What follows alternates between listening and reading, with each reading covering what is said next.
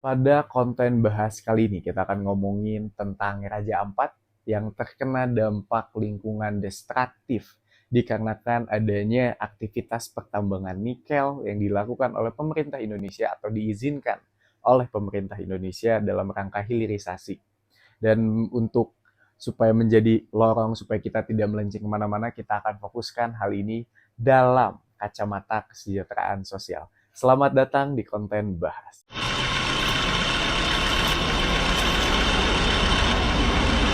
Let's go. Waktu pertama gue duduk di bangku kuliah, gue punya salah satu teman gue yang dimana memang hobinya itu traveling. Dan di satu saat dia menceritakan salah satu tempat terbaik yang pernah dia kunjungin. Dan dia menyebut Raja Ampat, Papua, Indonesia. Dia mengatakan atau dia mendeskripsikan Raja Ampat adalah sebagai salah satu tempat yang super duper indah yang dimana lu bisa ngerasa tenang hanya dengan ngelihat laut birunya, dengan gunung-gunung atau bukan bukit-bukit hijaunya yang ada di Raja Ampat. Dia mendeskripsikan juga bahwa kalau lu bisa ngelukis Raja Ampat, lu kayak bisa ngelukis biru dan ada hijau titik-titik di sekitaran birunya. Begitulah setidaknya yang dia deskripsikan ke gue tentang seberapa indahnya Raja Ampat. Dan temen gue juga mendeskripsikan bahwa di saat lu di Raja Ampat, seakan-akan lu bisa melupakan masalah yang ada di kehidupan lu sebelum lu ada di Raja Ampat. Nah, hal itu ngebangkitin atau menciptakan sense of expectation di dalam otak gue, di dalam imajinasi gue, untuk ngelihat bahwa memang seindah itu Raja Ampat. Gue ngebayanginnya dengan indah, gue ngebayanginnya dengan sangat menyenangkan, akan tetapi somehow itu rusak dengan adanya kejadian seperti ini di Indonesia dan dilakukan oleh pemerintah kita sendiri dalam rangka hilirisasi Indonesia. Teman-teman semua, cerita gue tadi mungkin bisa kalian rasakan juga bagi kalian yang memang punya mimpi untuk bisa ke Raja Ampat. Atau kalian memiliki cita-cita untuk bisa diem di Raja Ampat, tiduran, nyantai, berenang di lautan birunya. Dan seakan-akan itu rusak seperti yang gue rasakan juga sekarang. Nah, teman-teman, kita juga harus tahu bahwa pertambangan nikel yang dilakukan oleh pemerintah Indonesia, izinnya itu bukan di tahun sekarang, tapi izinnya diberikan pada tahun 2017. Artinya, di masa pemerintahan Pak Jokowi memberikan izin pertambangan di Raja Ampat. Dan sekarang Pak Prabowo melanjutkanlah izin yang telah diberikan oleh Pak Jokowi pada tahun 2017. Karena beliau ini adalah salah satu dari 3 paslon yang memang jargonnya keberlanjutan dari Pak Jokowi. Dan kita harus tahu bahwa juga Raja Ampat itu punya 75% biota laut, salah satu tertinggi di Indonesia. Yang nomor satunya itu kalau gue nggak salah 80%, gue lupa nama daerahnya apa, tapi ada yang 80%. Nah, dari mulai izin itu diluncurkan atau diberikan kepada perusahaan untuk melakukan pertambangan nikel di Raja Ampat, kita harus tahu juga bahwa biota lautnya itu sudah terancam dari tahun 2017. Meskipun tahun 2017 pertambangan itu belum bisa dilakukan karena disesuaikan dengan izinnya hanya boleh dilakukan 1 tahun setelah izin itu diberikan. Jadi di saat 2017 dikasih izinnya, itu belum boleh tuh tahun 2017. Hanya boleh dilakukan pada tahun berikutnya, artinya 2018. Nah, dengan seiring berjalannya waktu, sekarang kan tahun 2025, dan kita udah mulai bisa ngeliat memang dampaknya nyata. Sudah mulai banyak video atau foto beredar tentang kondisi Raja Ampat sekarang dan kalian bisa tentunya search itu juga. Nah, artinya dampak yang kita rasakan itu tidak bisa dirasakan 1 tahun, 2 tahun, 3 tahun. Tapi lebih dari itu bahkan 5 tahun, 6 tahun. Teman-teman semua, dalam kita ngeliat kasus Raja Ampat ini, kita juga nggak bisa ngeliat dampaknya cuman hanya dari sisi lingkungan. Kita juga harus lihat dari sisi manusianya. Gue tidak mengecilkan dampak yang diberikan oleh pertambangan nikel kepada sisi lingkungan ya, akan tapi kita akan ngebahas dua hal ini dalam satu pembahasan, yaitu kacamata kesejahteraan sosial. Oke, untuk mengantar kalian, kok ada hubungannya antara lingkungan dan juga kesejahteraan sosial? Gue akan kasih tahu kalian bahwa di Indonesia itu ada peraturan yang mengatur tentang SGDs, Sustainable Goals Development.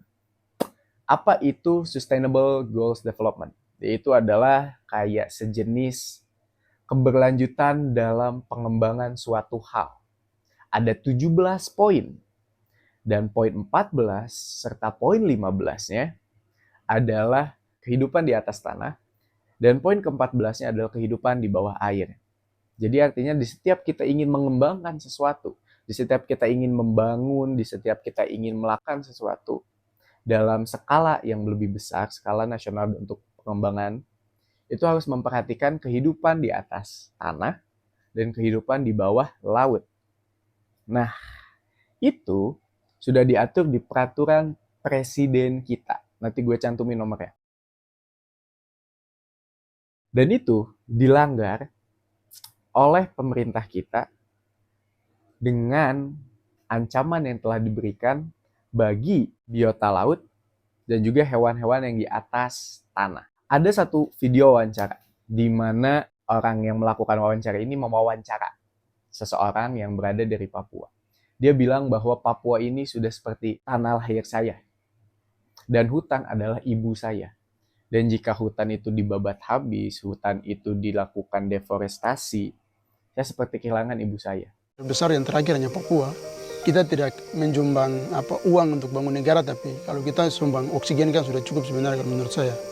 Jadi kalau macam kelapa sawit itu datang, jangan sampai saya punya anak cucu mereka tidak lihat cendrawasihnya lagi, tapi nanti mereka lihat cendera sawitnya. Dan saya tidak ingin cucu saya atau bahkan anak saya tidak bisa melihat cendrawasih yang yang akan dilihat oleh anak cucu saya. Saya tidak ingin itu cuman nikel, mesin-mesin besar. Ada video itu beredar di TikTok, kalian bisa cari. Artinya, dampak lingkungan yang disebabkan oleh pertambangan nikel itu akan secara langsung berdampak dengan masyarakat-masyarakat yang ada di Papua. Karena, seperti yang gue bilang tadi, hasil dari wawancaranya adalah orang Papua yang sekitar Raja Ampat melihat bahwa hutan adalah ibunya mereka. Dan jika hutannya dibabat habis, mereka akan ngerasa kehilangan ibunya. Hati-hati teman-teman, ini yang mungkin akan sedikit rumit untuk gue jelasin. Tapi untuk kalian bisa sejahtera, kalian itu butuh banyak sekali komponen di dalam hidup kalian. Entah itu di dalam diri atau bahkan di luar diri kalian. Kalau di dalam diri tentunya ada biologis, fisiologis, fisik kalian, ada psikologis, mental kalian, ada sosial kalian, bagaimana kalian berinteraksi dengan sosial, dan pada akhirnya ada yang disebut dengan lingkungan luar kalian, lingkungan eksternal kalian. Lingkungan eksternal kalian itu bisa seperti sistem sumber, atau sumber pencaharian kalian, atau bahkan sistem atau sumber makanan kalian. Nah, hal itu somehow akan mempengaruhi bagaimana kita untuk mengejar kesejahteraan karena ada satu elemen yang hilang. Dan jika ada satu elemen yang hilang, maka kesejahteraan akan lebih sulit untuk didapatkan. Mengetahui bahwa masyarakat Papua memang sangat dekat dengan kondisi alam mereka, dengan apa yang ada di lingkungan hutan mereka. Sagu, ikan, perkebunan, itu kan semua adalah salah satu hal yang sangat dekat sama mereka sebagai sistem sumber makanan bagi mereka. Bahkan, itu adalah sebagai rumah mereka juga, dikarenakan ada banyak sekali masyarakat-masyarakat Papua yang tinggal memang di dalam hutannya, membangun gubuk di sana hanya untuk menjadikan tempat itu sebagai shelter, yang secara langsung hutan itu melindungi mereka. Nah, dan juga teman-teman, di dalam SDGs ini, Sustainable Goals Development, itu harus memperhatikan juga keberlangsungan panjangnya kan. Kan sustainable itu artinya berkelanjutan. Dan jika memang hutan ini rusak, biota lautnya hancur, dari mana keberlanjutannya? Dengan mengetahui bahwa negara-negara di luar Indonesia itu mengharapkan Raja Ampat sebagai salah satu penyuplai oksigen, penyuplai pohon-pohonan hijau, penyuplai biota-biota laut, penyuplai keanekaragaman hayati di dalam hutannya. So, it's ironic sebenarnya. Ini tuh ironi banget karena Mahkamah Konstitusi itu bilang bahwa daerah-daerah itu harus dilindungi. Tahun 2024 Mahkamah Konstitusi mengeluarkan hal seperti itu. Tahun 2025 dilakukan pelanggaran terhadap hal tersebut. It's not making any sense. Gak masuk akal.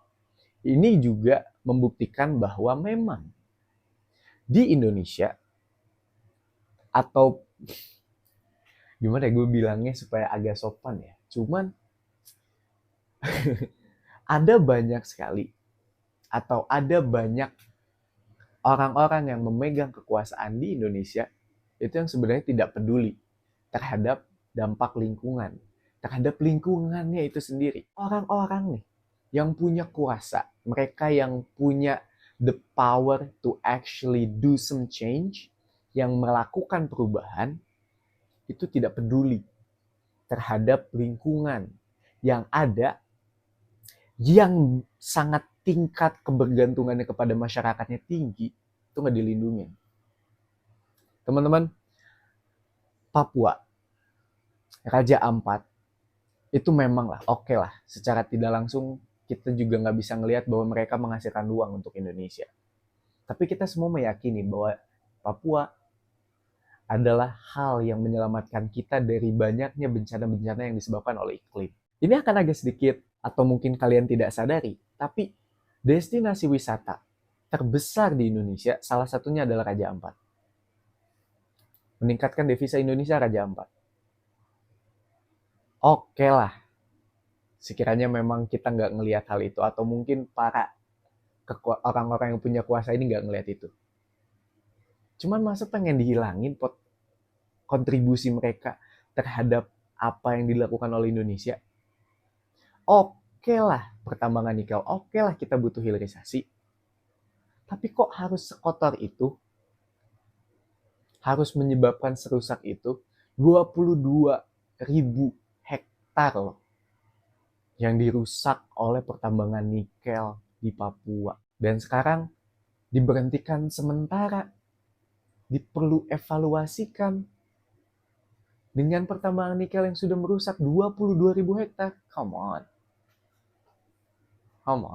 Sekarang gini, oke diberhentikan sementara, oke di stop dampaknya. Cuman kalau dilanjutin, emang bisa menyembuhkan apa yang udah dirusak? Kan enggak. Benar-benar total menyembuhkannya kan enggak. Ini pikiran liar gue. Ini pikiran yang benar-benar liar gue. Setingkat Pak Presiden kita aja, itu sebenarnya nggak sepaham itu loh sama lingkungan. Dia bahkan waktu itu mungkin agak flashback dikit, Pak Prabowo pernah bilang, jangan takut pohon diganti sama kelapa sawit. Sama-sama pohon kan. Itu ada footage-nya, kalian bisa cari. Come on guys. Masyarakat Papua adalah salah satu masyarakat yang bagi gue silent, tapi dampaknya tinggi banget, dampaknya besar banget buat Indonesia. Karena mereka menjaga alam mereka menjaga dengan nilai yang mereka anut untuk menjaga lingkungannya mereka. Tidak boleh ada kerusakan, tidak boleh ada yang segala macam yang berbau hal-hal yang akan merusak alam mereka. So, teman-teman, apapun yang terjadi, save Raja Ampat. Serius. Ini gue pengen kesana, gue pengen anak-anak gue sehat nanti, atau mungkin kalian udah punya anak, tentunya juga kalian pengen anak-anak kalian ngerasain indahnya Raja Ampat. Oke lah kalian gak punya impian ke Raja Ampat. Cuman oksigen, keragaman hayati, kebanggaan Indonesia punya wilayah yang memegang 75% biota laut. That is something that we all Indonesian have to be proud of, teman-teman. So, gue Rangga Susena. Terima kasih banyak yang udah nonton. Jangan lupa subscribe dan like. Butuh subscriber. So ya, sampai ketemu di konten selanjutnya. Terima kasih. Bye.